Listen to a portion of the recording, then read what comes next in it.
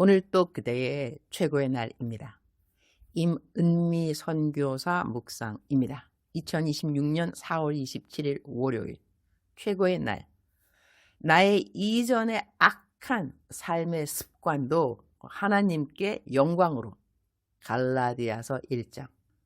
내 묵상을 오랫동안 읽은 분들은 내가 이전에 서울역 쪽에 살았던 것을 기억하실 것이다. 서울역 쪽에 살게 된 이유는 내가 한국에 약 5년 동안 나와서 여의도 순복음교회 청년국에서 캠 대학 선교회 디렉터로 사역했기 때문이다.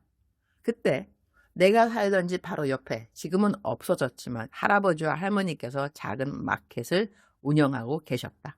나는 이사를 왔으니 그곳이 단골이 될 것이 당연하다고 생각하고 이사 온 바로 그날 그 가게에 인사를 드리러 갔다.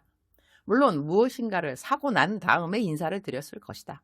그런데 가게 안에는 부적이 붙어 있었고 두 분은 불교를 다니시는지는 정확히 모르겠지만 첫 인상은 무척이나 근엄하신 분들이었다. 첫눈에 우리의 만남에 영적인 긴장이 있겠구나라는 생각이 자연스럽게 들었다. 내가 두 분께 아버님, 어머님이라고 불렀더니 별로 마땅치 않게 여기시는 눈치였다. 나를 바라보는 첫 눈길이 꽤 매서웠다. 나는 이러한 상황에서 인사할 때 꼭 선교사입니다 또는 목사입니다 라고 말씀드린다. 그렇게 우리의 관계가 시작되었다.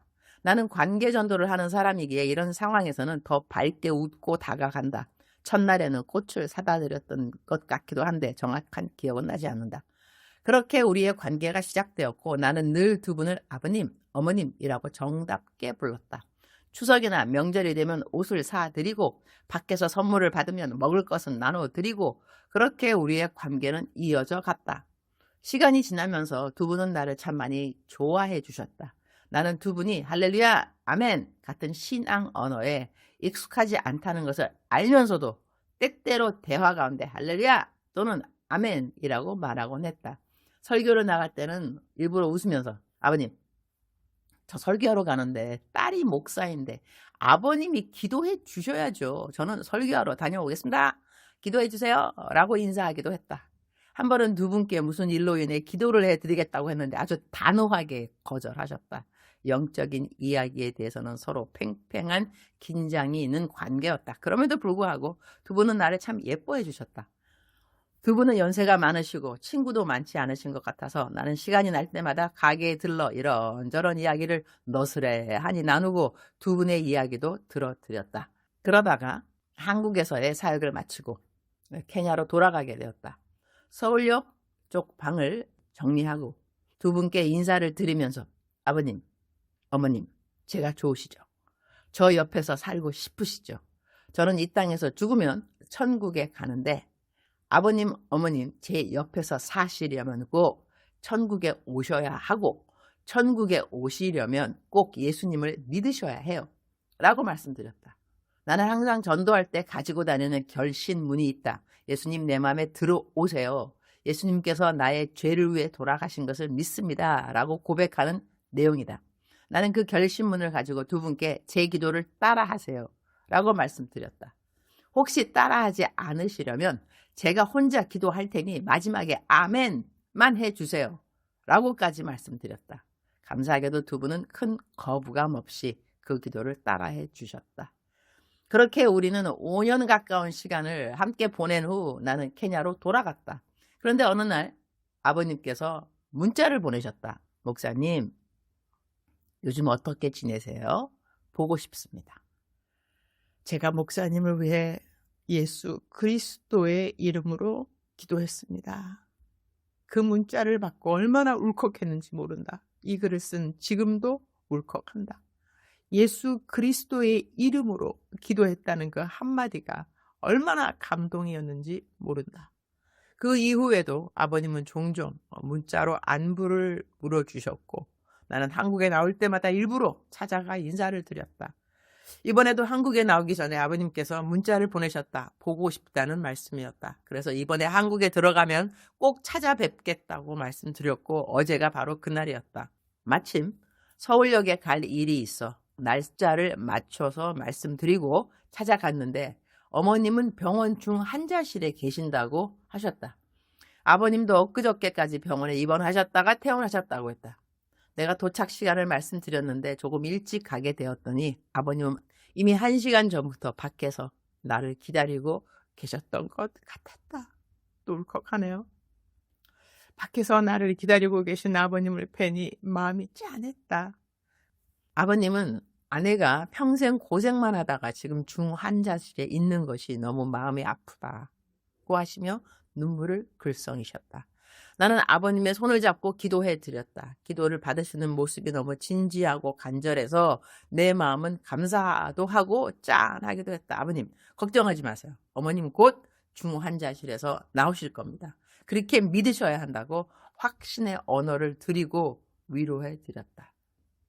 그런데 아버님께서 병원에 계실 때 있었던 이야기를 해주셨다. 병원 입원 안내를 받으면서 어떤 유튜브 링크를 보게 되었는데 그 안에 내 설교가 연결되어 있었다는 것이다. 중앙대학교 병원 입원 안내 화면에서 내 설교를 보게 되었다고 하셨다. 나는 그럴 수가 있나요? 하고 직접 보여달라고 했고 아버님은 실제로 그 화면을 보여주셨다. 정말로 그 안에서 내 설교가 저절로 뜨고 설교가 연이어 계속 있어서 병원에 계시면서 내 설교를 많이 들으셨다고 하셨다. 병원에 계시면서 계속 내 설교를 들으셨다는 말씀을 듣고 너무 놀랍고 또 감사했다. 제 설교를 잘 들으시는 우리 아버님 너무 감사드립니다. 칭찬도 해드렸다. 병원 다녀오시면서 식욕도 없고 음식 소화도 잘 못한다고 하셔서 집으로 돌아오는 길에 김성화 목사님께 소화하기 쉬운 음식으로 빨리 주문해서 아버님에게 보내드려달라고 부탁했다. 이전에도 어머님이 아프실 때 집에서 요리하는 사람이 없다고 해서 요리하는데 시간이 걸리지 않는 음식들을 보내드린 적이 있었는데 어제 그 음식을 너무 잘 먹었다고 감사하다고 말씀해 주셨다. 나는 인사만 드리고 돌아오려고 했지만 그렇게 할 수 있는 상황이 아니었다. 아버님의 이야기를 더 들어드리고 손을 잡아드리고 기도해드리고 나서야 집으로 돌아왔다. 집으로 돌아오는 길에 나이 드신 어르신들이 자녀와 함께 살지 못할 때 느끼는 외로움과 쓸쓸함이 마음 깊이와 닿았다. 시간이 허락된다면 더 자주 찾아와야겠다는 생각이 들었다. 이제 아버님은 내 설교도 부담 없이 들으시고 기도하자고 해도 거부감 없이 기도를 받으신다. 그 변화가 얼마나 감사한지 모른다. 우리 아버님과 어머님 두 분 모두 건강하시기를 기도드린다. 오늘 본문 말씀은 우리말 성경 갈라디아서 1장 23절 24절입니다. 다만 그들은 전에 우리를 핍박하던 사람이 지금은 전에 그가 파괴하려고 하던 그 믿음을 전하고 있다 하는 소문을 듣고 나로 인해 하나님께 영광을 돌렸습니다. 이 구절은 바울 사도의 정체성의 완전한 변화를 보여주는 말씀입니다. 전에 우리를 핍박하던 사람, 이것은 바울의 과거를 말한다. 바울은 단순히 예수를 믿지 않던 사람이 아니라 교회를 조직적으로 무너뜨리던 사람이었다. 즉 바울은 복음을 반대하던 사람이 아니라 복음을 없애려고 했던 사람이었다. 그런데 지금은 어떠한가? 지금은 그 믿음을 전하고 있다. 완전히 반대편에 서게 된 것이다. 이 변화는 인간적인 결심이나 노력으로 설명할 수 있는 수준이 아니다. 하나님의 개입이 아니면 불가능한 변화이다. 그렇다면 왜 이것이 하나님께 영광이 되는가? 나로 인해 하나님께 영광을 돌렸다. 여기서 중요한 것은 사람들이 바울을 칭찬하지 않았다는 것이다. 사람들은 이렇게 반응하지 않았다. 바울 대단하다. 와우. 바울이 정말 훌륭하다. 와우. 그렇게 말하지 않았다는 것이다. 오히려 이건 하나님이 하신 일이다 라고 인정하게 된 것이다. 변화의 크기가 너무 크기 때문이다. 사람이 조금 좋아진 정도가 아니라 완전히 반대 사람이 되었기 때문이다. 우리는 어떤 사람이 변하면 180도로 변했다라는 말을 사용하지 않는가? 이 정도 변화는 사람의 노력으로 설명이 안 된다. 그래서 자연스럽게 하나님이 하셨다라는 결론이 나온다. 바울의 과거가 오히려 증거가 되었기 때문이다. 바울은 자신의 과거를 숨기지 않는다. 오히려 드러낸다. 왜냐하면 그 과거가 클수록 하나님의 은혜가 더 선명하게 드러나기 때문이다. 자신이 성공했다고 생각하는 사람들은 자신의 암울한 과거 이야기를 하지 않으려고 한다. 다른 사람들이 자신의 과거를 알면 지금 받는 존경심이 덜해지리라는 그러한 우려 때문이기도 할 것이다. 그러나 우리들의 삶은 우리가 얼마나 인격이 잘된 사람처럼 보여서 존경받는 그 자체가 아니라고 생각한다. 내가 그렇게 보일 수 있는 현재 뒤에는 나의 암울함이 있었지만 하나님이 나를 만져주셨다. 그래서 오늘 내가 그래도 이나마 사람들에게 사랑받고 존경받는 사람이 되었다. 하나님이 하셨다. 이렇게 말해야 함이 하나님의 기쁨이 되는 인생 이야기가 된다는 것이다. 나는 그렇게 믿는다.